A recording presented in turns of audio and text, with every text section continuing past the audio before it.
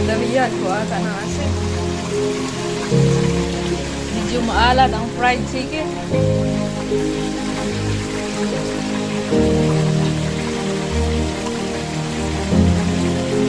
Oh. Ayan, oh. Ang daming asin, guys.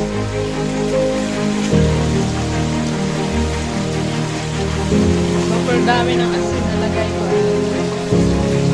Inano ko muna yan, ilaga bago nilagay sa harina.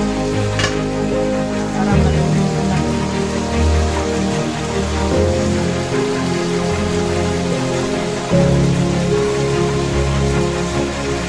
Diba? Lutong-luto, walang luto. Kasi, pag di mo ginaganyan, may mga tindahan na.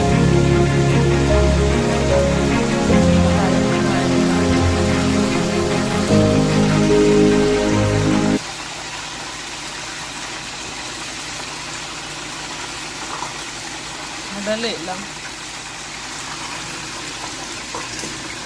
Ba? Sarap.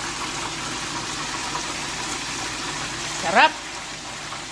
Ganun lang, oh. Ilaga ko muna. Tapos, yan, ilagay nyo sa may, sa harina kung anong gusto nyo ilagay. Madali lang. Kasi lutong-luto yung chicken sa loob. Ayan guys, dito muna at natalsikan na ako dito ng mantika. See you later guys. Thank you for watching.